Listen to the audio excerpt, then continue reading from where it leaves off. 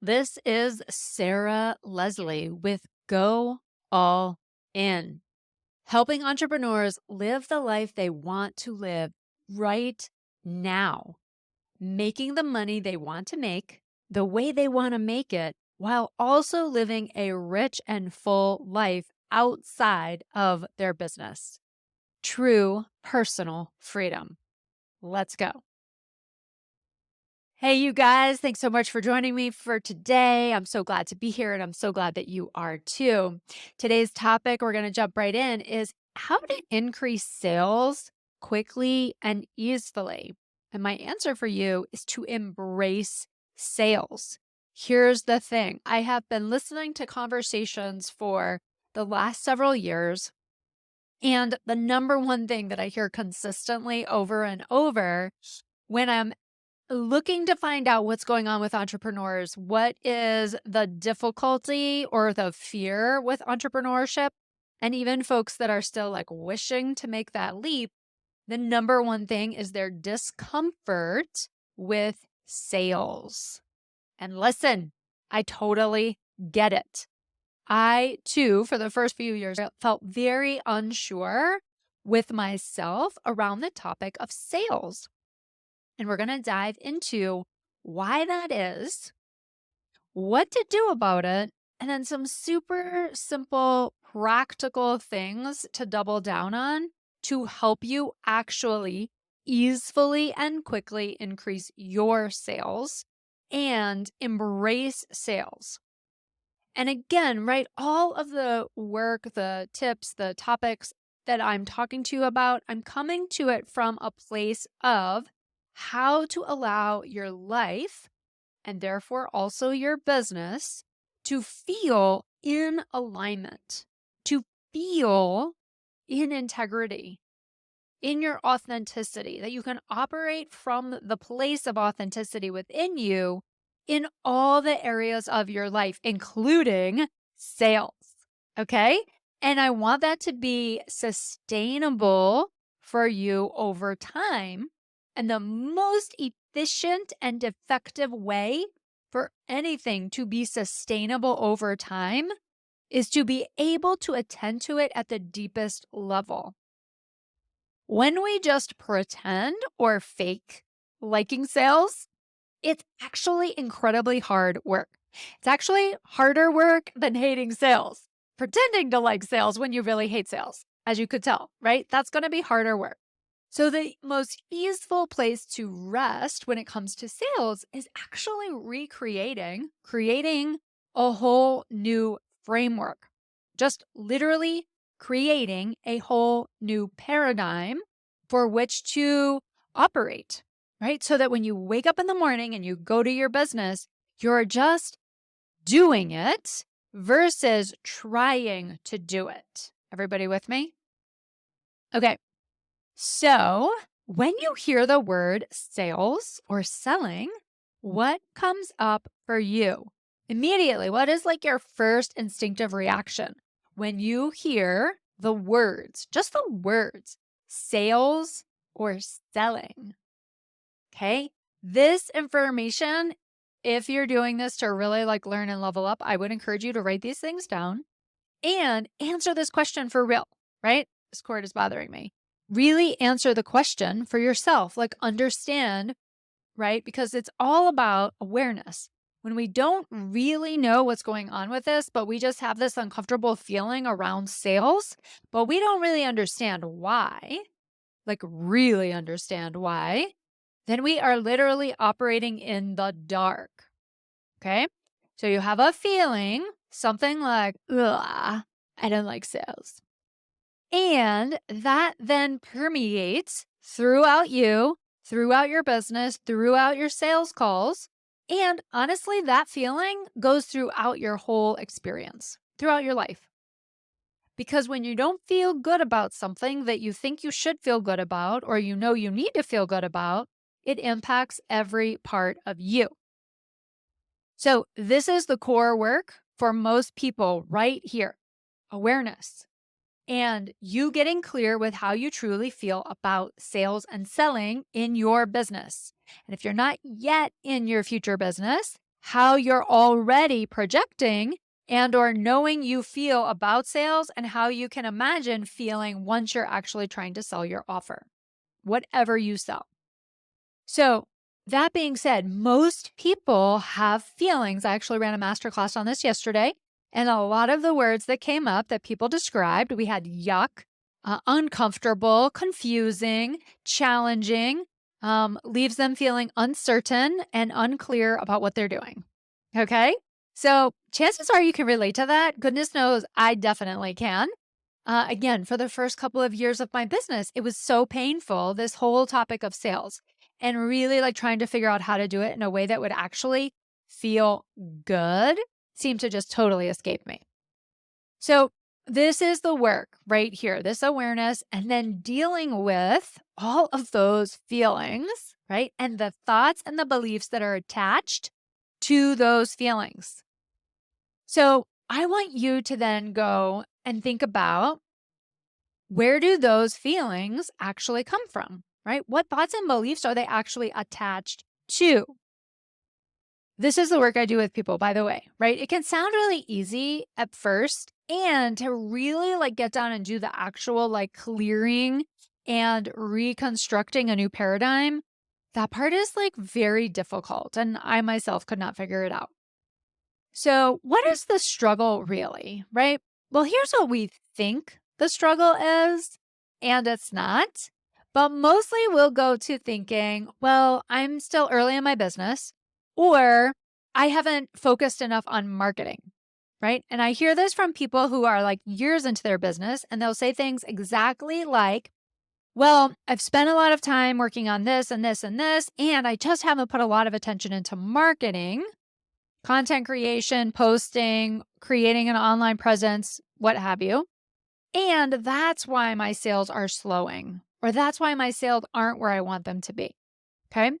Other things I hear people saying is, I don't know where the clients are. I can't find them. I'm not posting enough. I'm not visible enough. I'm not out there enough.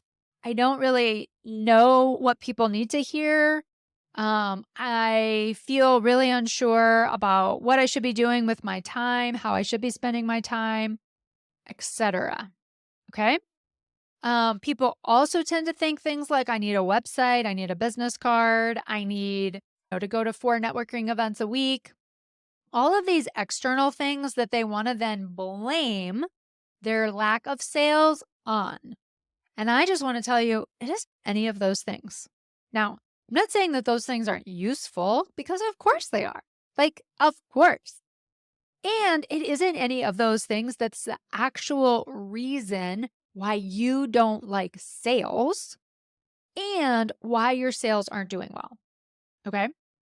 So we can end up, right? Myself included, in my first few years of business, we can end up spending a whole bunch of money, a whole bunch of time, and a lot of effort on the issues that we want to see as the problem, and they're really not the problem.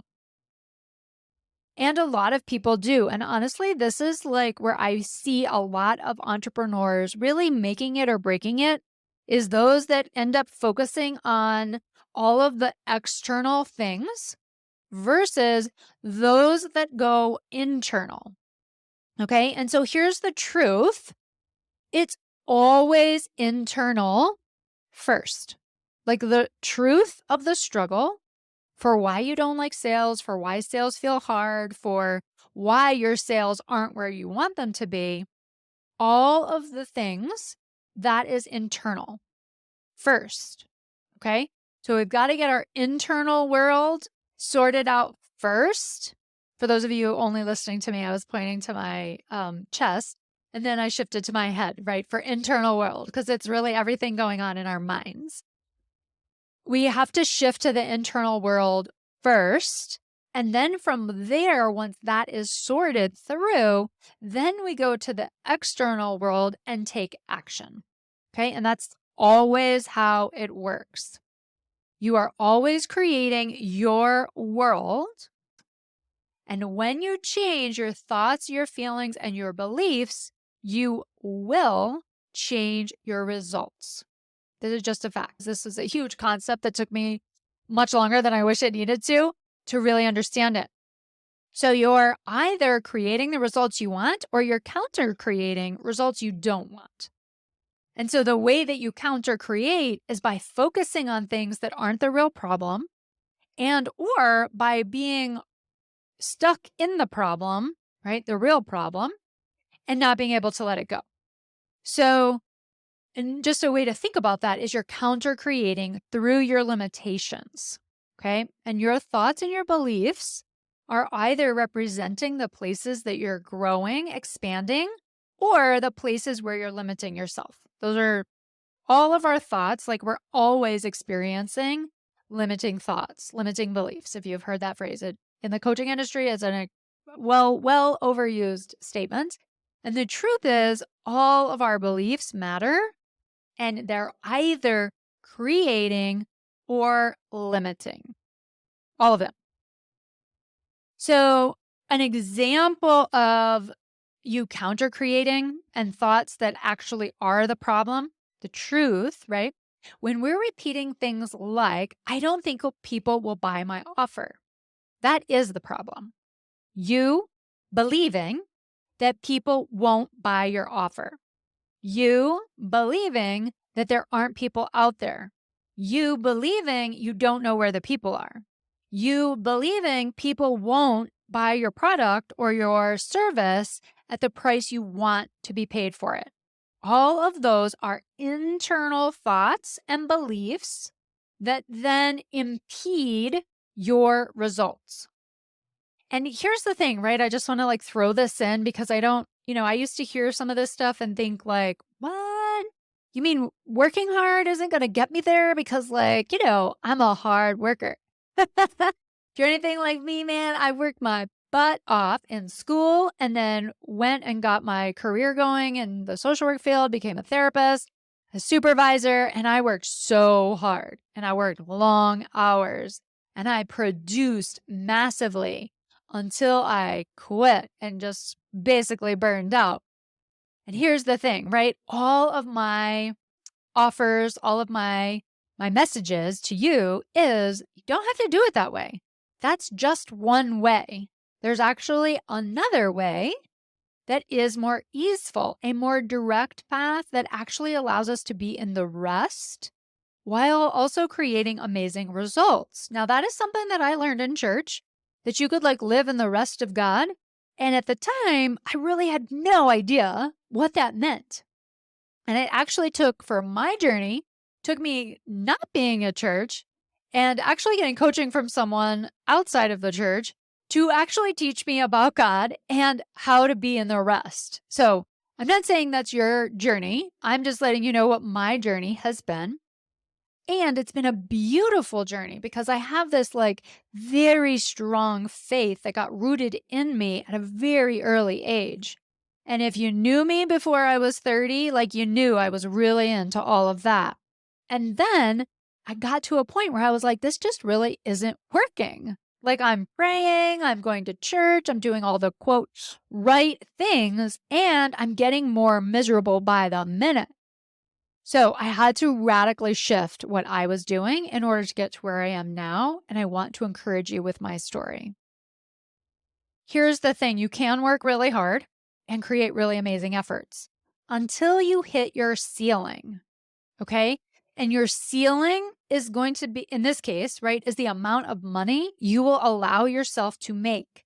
So if you've had experience in your, previous work and your job, or maybe early on in your business in your first 5 years, you hit a real all-time high of how much money you could make.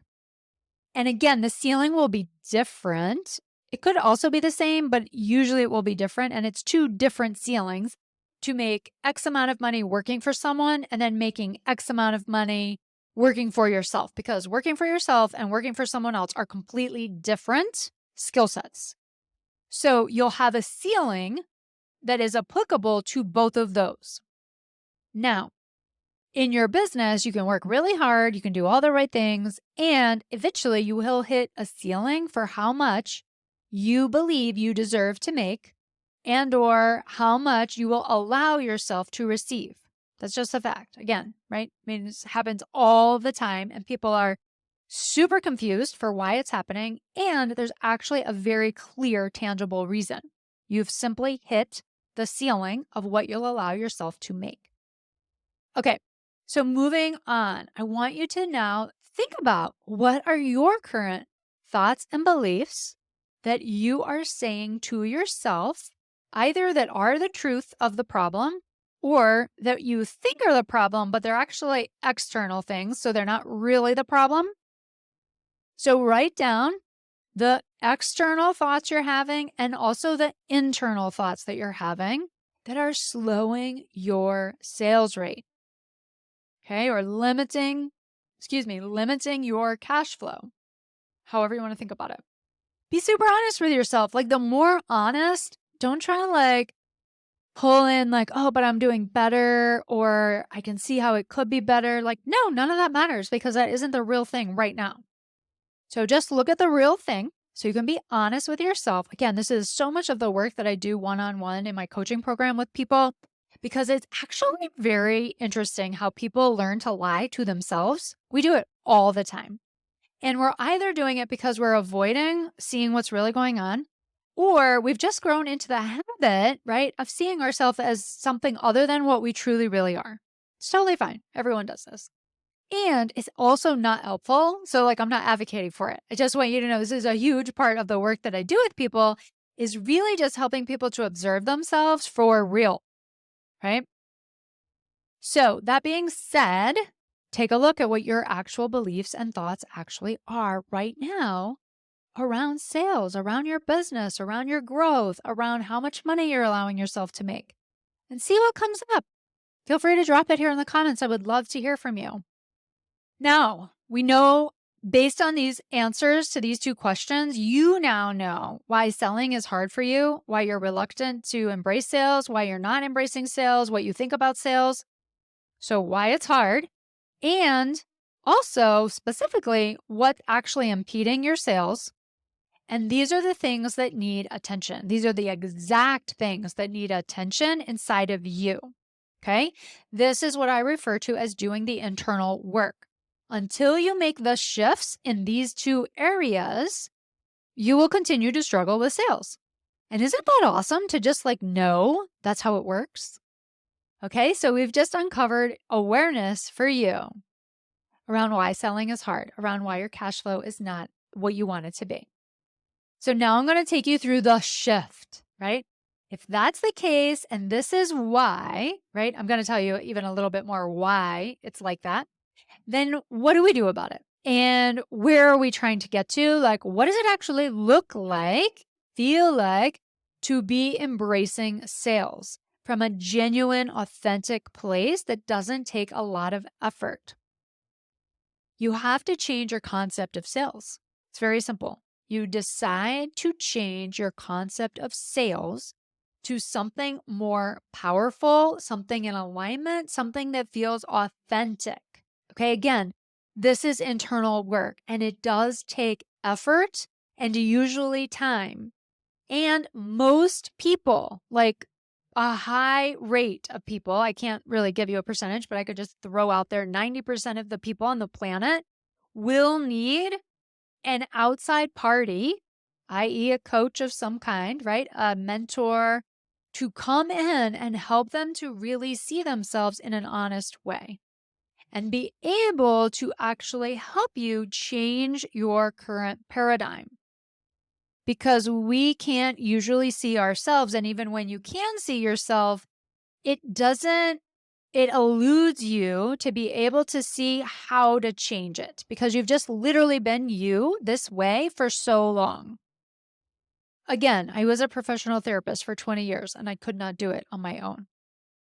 So the way that I see sales and the reason why we have usually like how many, just the people that I find in my world have these really negative feelings about sales is because the brain is wired for survival.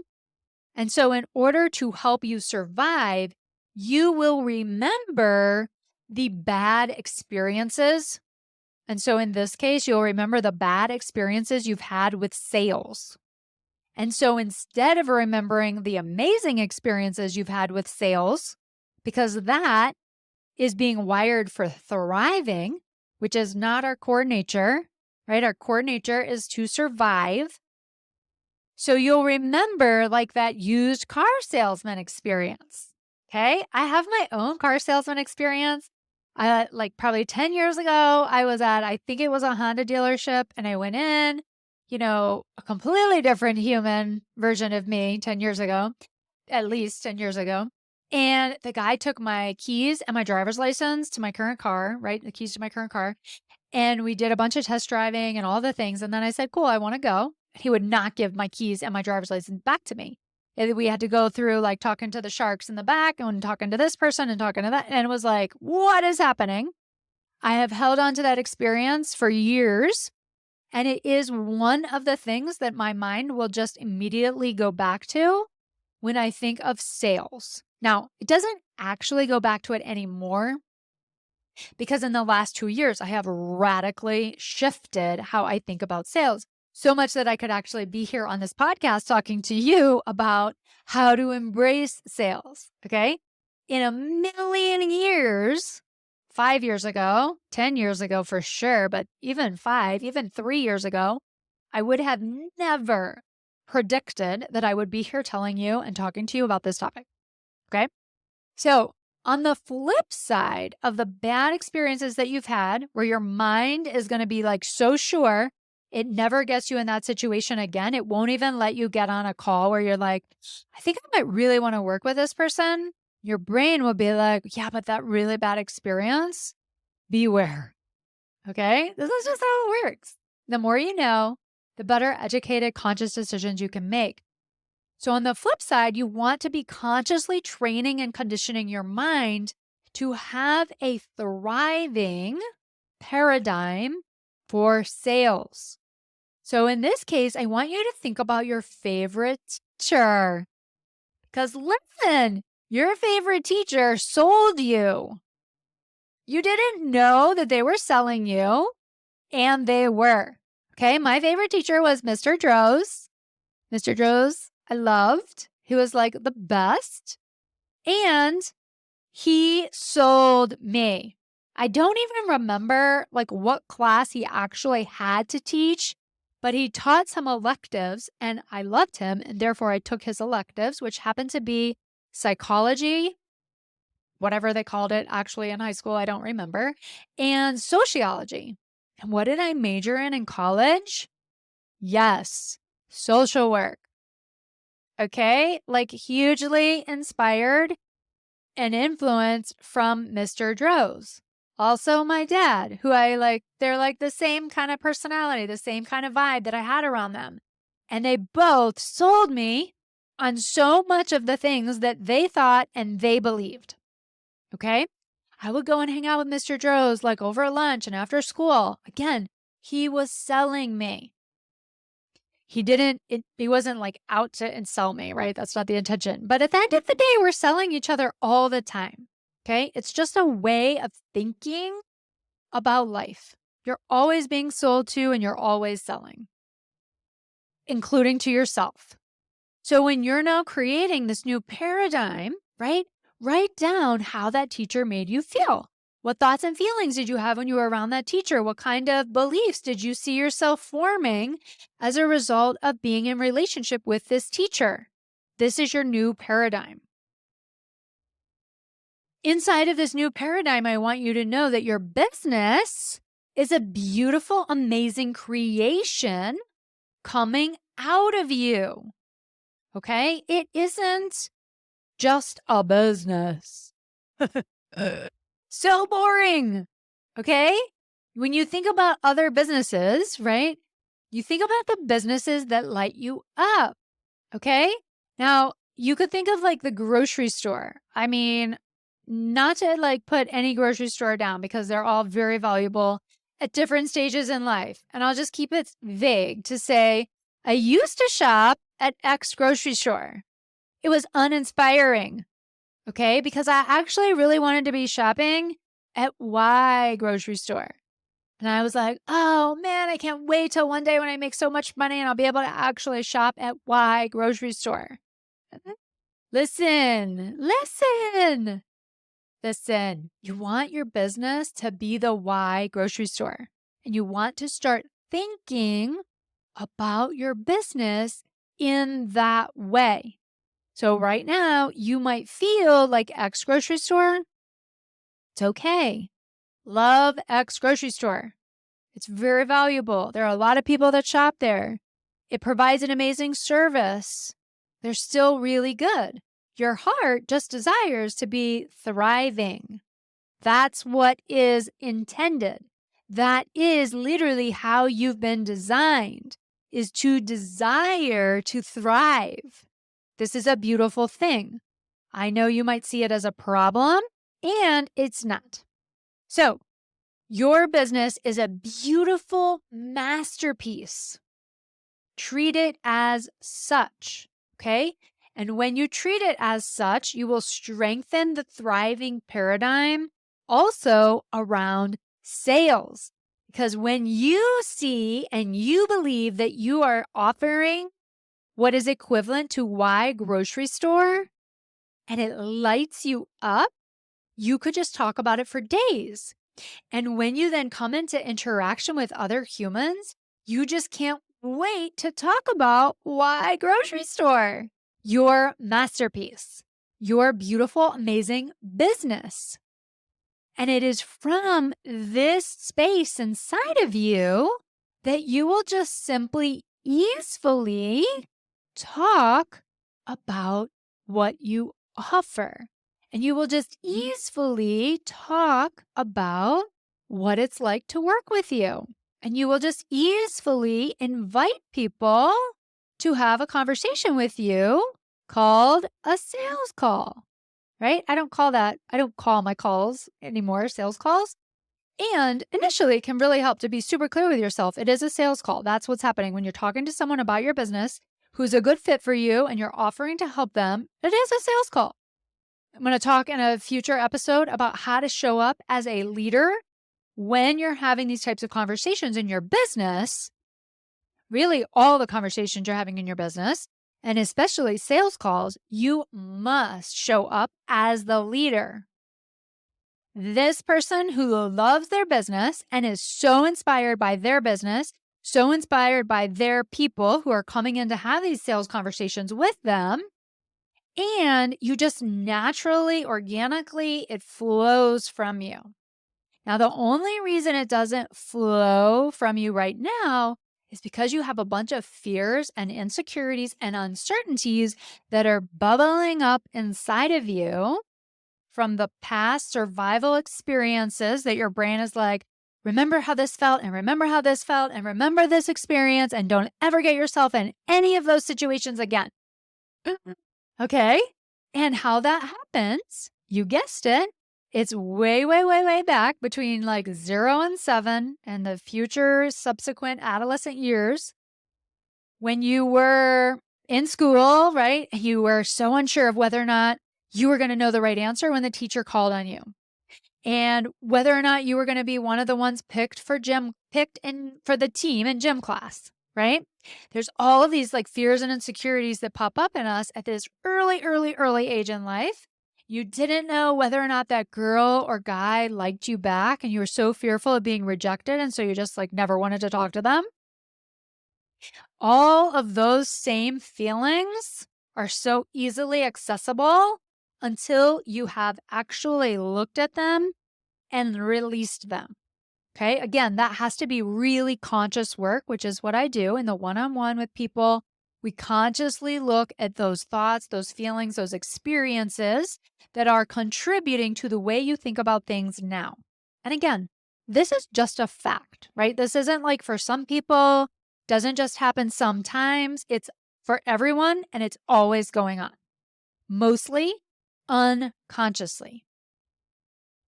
So inside of entrepreneurship, when you're now offering your beautiful masterpiece creation, your like magnificent piece of art, and you've brought it up out of you and you're now offering it to the world, The only reason you're not shouting it from the rooftops, right? Like if you remember when you were 3, 4, 5, you would like create a beautiful masterpiece of some kind, whatever it was, a dance, a music, a literal painting, right? A finger painting. And you would be like, oh my gosh, I got to show everybody. And mom is going to hang it on the refrigerator door, or she's going to invite over all the relatives and they're going to watch my dance. Okay. You can remember that. I can remember that. So I hope you can too. That is us unhindered. That is us before we have a bunch of these experiences, right? In the survival mind, the bad experiences that dim us from wanting to shout it from the rooftops when we create something beautiful. When we create our artistic masterpieces, we no longer shout it from the rooftops because we've been told not to in a whole bunch of different ways. And we've been made to feel bad when we do it. And so we just don't do it. Okay. Literally, entrepreneurship will bring up all your fears around rejection, your fears of failure, your fears of being seen as not good enough, as creating not good enough, your fears of not being successful, all of the unknowns of the future, all of this stuff comes up 100% in entrepreneurship. Okay. And again, it happens to everyone. So, that being said, I am literally going to stop right here and I'm going to have this second half, which again, I'm not going to rush through any of this because it is so juicy, so useful. I had several people on the call yesterday and they stayed until the bitter end and they were like, well, it was not a bitter end. It was only like an hour and 15 minutes. And they stayed until the very last minute because it was so useful. So stay tuned for part 2, which is going to break down the very specific, practical, tangible items that I want you to evaluate where you're at. That is the like nuts and bolts of what's impeding you. Okay. And where you can begin to take action to change the tide around your feelings around sales. That's it for me. Thanks so much for being here, you guys. Don't forget to link and subscribe to my channel, to the podcast, so that you can continue getting notifications. And if you know somebody that needs help with this content, please forward this podcast to them. All of the links that you will need to get a hold of me are in the show notes below. Between now and when I see you next, go be extraordinary. Ready to hire your own personal one-to-one mentor to help you take your life and your business to the next level? Go to my website where you can sign up for a no charge, no pressure consultation where we can get to know each other better. I get to hear your vision. I'll help you understand exactly what's getting in your way. And if it feels like a good fit and I believe I can help you, we'll talk about what it looks like to work together. All right. Take care.